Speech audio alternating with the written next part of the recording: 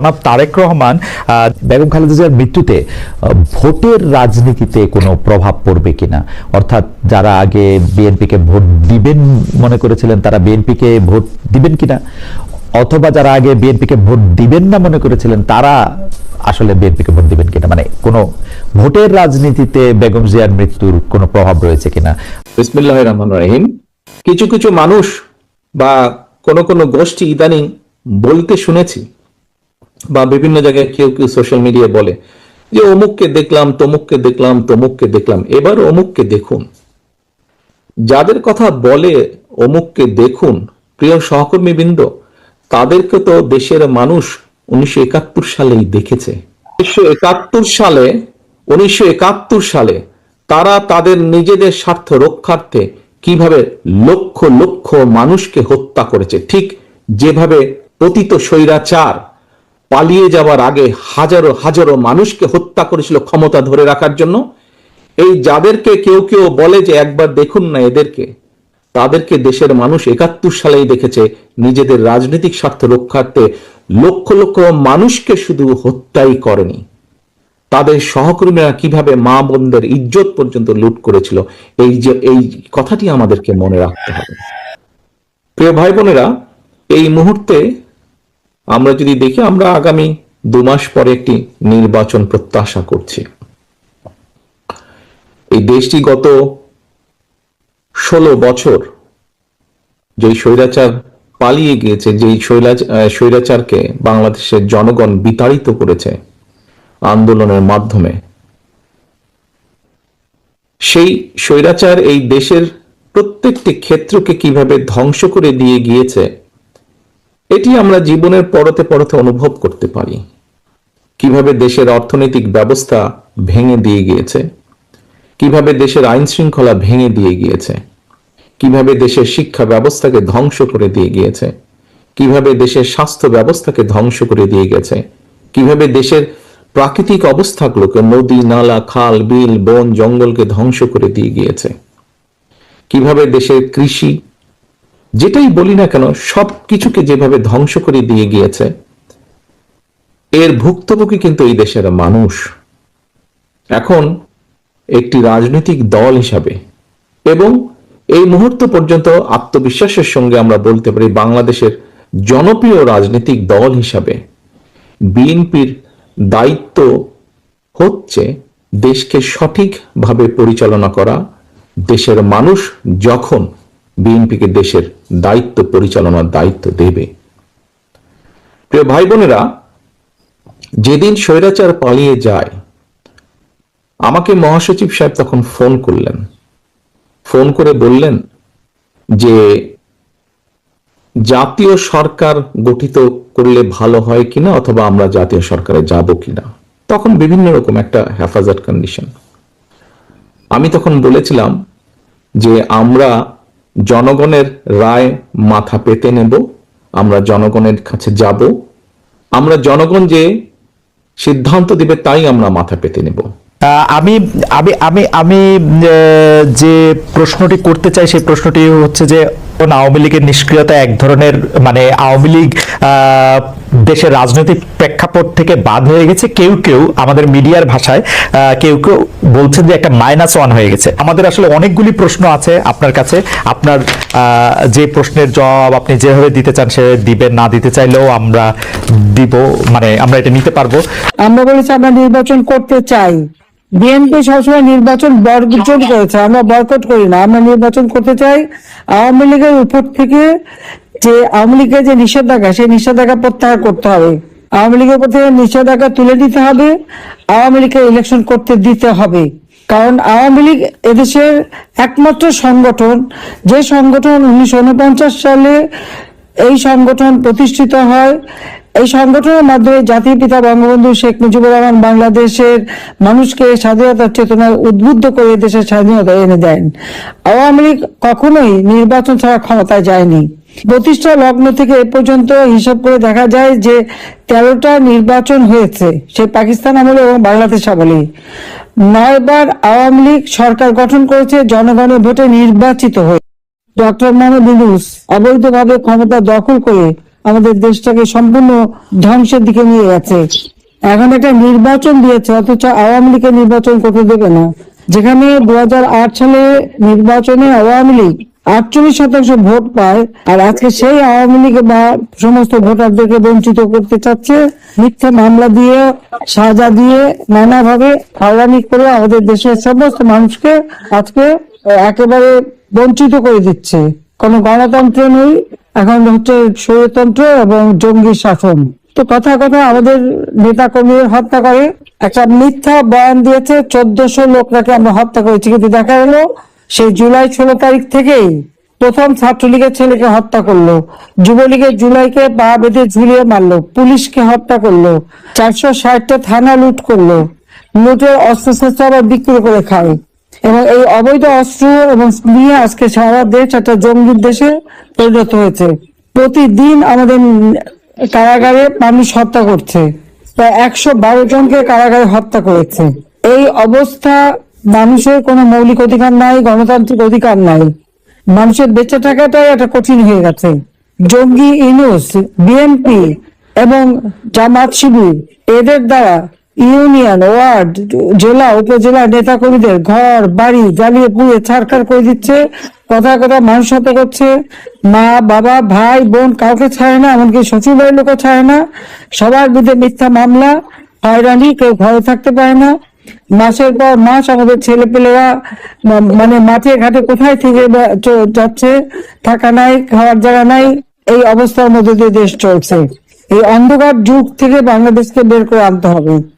আমরা বলেছি আমরা নির্বাচন করতে চাই, বিএনপি সবসময় নির্বাচন বর্জন করেছে, আমরা বয়কট করি না, আমরা নির্বাচন করতে চাই। আওয়ামী লীগের উপর থেকে যে আওয়ামী লীগের যে নিষেধাজ্ঞা, সেই নিষেধাজ্ঞা প্রত্যাহার করতে হবে, আওয়ামী লীগের উপর থেকে নিষেধাজ্ঞা তুলে দিতে হবে, আওয়ামী লীগকে ইলেকশন করতে দিতে হবে। কারণ আওয়ামী লীগ এদেশের একমাত্র সংগঠন, যে সংগঠন 1949 সালে এই সংগঠন প্রতিষ্ঠিত হয়। এই সংগঠনের মাধ্যমে জাতির পিতা বঙ্গবন্ধু শেখ মুজিবুর রহমান বাংলাদেশের মানুষকে স্বাধীনতার চেতনায় উদ্বুদ্ধ করে দেশের স্বাধীনতা এনে দেন। আওয়ামী লীগ কখনোই নির্বাচন ছাড়া ক্ষমতায় যায়নি। প্রতিষ্ঠা লগ্ন থেকে এ পর্যন্ত হিসাব করে দেখা যায় যে 13টা নির্বাচন হয়েছে, সে পাকিস্তান আমলে এবং বাংলাদেশ আমলে। 9 বার আওয়ামী লীগ সরকার গঠন করেছে জনগণের ভোটে নির্বাচিত হয়ে। আর অপরদিকে ওই বিএনপি অথবা অন্যান্য দল যা আমরা দেখি, 1975 সালে 15ই আগস্ট জাতির পিতা বঙ্গবন্ধু শেখ মুজিবুর রহমানকে হত্যা করে, এই যে হত্যাকুশ ষড়যন্ত্রের মাধ্যমে যে ক্ষমতা দখলের পালা, তারপরে এদেশের মানুষের জীবনে শান্তি ছিল না, উন্নতি ছিল না, অথচ একটা যুদ্ধ বিধ্বস্ত দেশ গড়ে তুলে জাতির পিতা বাংলাদেশকে স্বল্পোন্নত দেশে উন্নীত করে গিয়েছিলেন।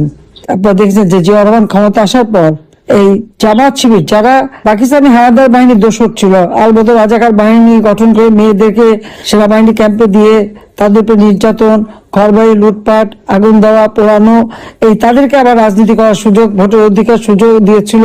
যে গোলাম আজম পাকিস্তানের পাসপোর্ট নিয়ে চলে গিয়েছিল, তাকে ফেরত নিয়ে আসা, অর্থাৎ স্বাধীনতার যে চেতনা, স্বাধীনতার যে লক্ষ্য, 30 লক্ষ শহীদের রক্তের সাথে বেইমানি করে বাংলাদেশটাকে ভিন্ন পথে নিয়ে যাচ্ছিল।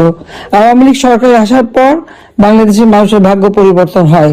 21 বছর পর আবার সরকার গঠন করার সুযোগ পেয়েছিলাম। বাংলাদেশের মানুষের প্রত্যেকটা মৌলিক চাহিদা আমরা পূরণ করেছি, দেশকে উন্নত করেছি, মানুষের জীবনে শান্তি নিরাপত্তা দিয়েছি, জঙ্গিদের দমন করেছি, জঙ্গিদের হাত থেকে দেশকে আমরা রক্ষা করেছিলাম। কিন্তু সেই জঙ্গিদের সাথে নিয়েই ইনুস যে এত মিষ্টি ভালো ভালো কথা বলতো, কিন্তু সে যে একটা চোর, এবং সে যে জঙ্গিদের সাথে নিয়ে চলতো, এবং 6000 টাকা বেতনের গ্রামীণ ব্যাংকের এমডির হাজার হাজার কোটি টাকার সম্পদ, হাজার হাজার কোটি টাকার সম্পদ দেশে বিদেশে বিভিন্ন জায়গায় কোথা থেকে পেলো সে?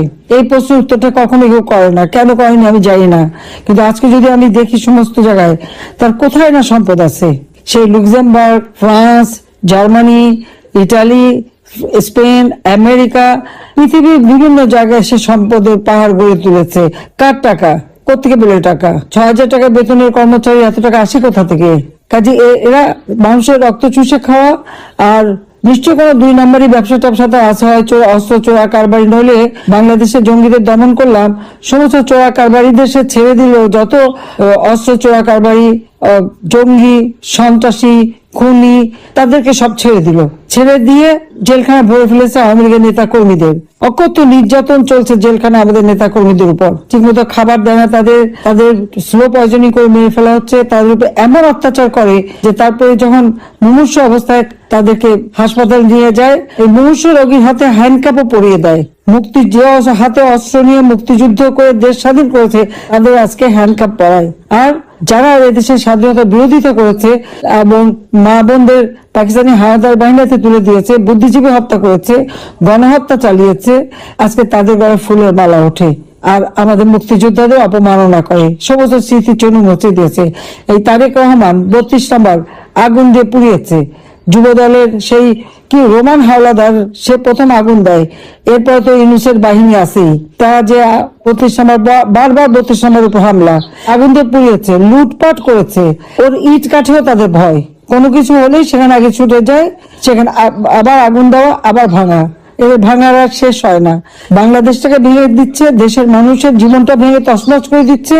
আর 32 নম্বর তো ভেঙেছে এবং মুক্তিযুদ্ধের সব স্মৃতি ছিল। আর আমাদের তো কিছুই নাই, আমাদের যেখানে মানে গণভবন তো এটা তো সরকারি ভবন, কিন্তু আমাদের যা কিছু ছিল সব লুটপাট, মানে আমাদের যেখানে যা ছিল আওয়ামী লীগের প্রত্যেকটা মানুষের বাড়ি লুটপাট করেছে। এবার লুটপাট চুরি ছাড়া আর কিছু যায় না। আজকে নির্বাচন নামে প্রহসন করে তারা ক্ষমতায় যেতে চায়, জনগণের ভোটের অধিকার হরণ করতে চায়। কাজে এই অবস্থা থেকে দেশকে মুক্ত করতে হবে। যে আমাদের কথা স্পষ্ট, আওয়ামী লীগের উপর থেকে এই নিষেধাজ্ঞা প্রত্যাহার করতে হবে, আওয়ামী লীগের নির্বাচন করার সুযোগ দিতে হবে। আমি ডক্টর ইউনূসকেই চ্যালেঞ্জ করি, সে আসুক না, ইলেকশন করে দেখুক, জনগণের ভোট নিয়ে ক্ষমতা যাক। কাজে এ লোকটা আমাদের দেশটাকে ধ্বংসের দিকে নিয়ে গেল। তার দোষর হলো এই জিয়াউর রহমান যেটা রেখে গেছে, তার সন্তান যে 17 বছর পর যে মুচলেখা দিয়ে চলে গিয়েছিল জীবনে রাজনীতি করবে না, 17 বছর পরে দেশে ফিরে এসেছে। আর সেই সাথে জামাত শিবির, এনসিপি পার্টি নামে আরেকটি পার্টি, যত জঙ্গি এরা সব এক হয়েছে। কারণ তারা জানে যে আওয়ামী লীগ ইলেকশন করলে জনগণ আওয়ামী লীগকে ভোট দেবে, তাই কিভাবে সে ভোট চুরি করবে এখন সেই তালে আছে। কাজে এই অবস্থার থেকে দেশকে মুক্ত করবার জন্য আমি সবাইকে আহ্বান জানাই, এবং যে যেখানে আছেন আপনারা ওখানে স্থানীয় রাজনীতিবিদ, সরকার, তাদের সামনে তুলে ধরতে হবে যারা কত ফ্রড আর আওয়ামী লীগের নামে মিথ্যা কথা বলেছে। 1400 লোক নাকি আমি হত্যা করেছি, 1400 লোক কোথায় হত্যা করলাম তারা বললো, জাতিসংঘ আবার সেই রিপোর্ট লিখলো, অথচ দেখা গেল মাত্র 600 জনকে তারা আর্থিক সহায়তা দিয়েছে, প্রজ্ঞাপন জারি করেছে 800 জনের। তো বাকি কারা? আর এই হত্যা তো আমরা করিনি।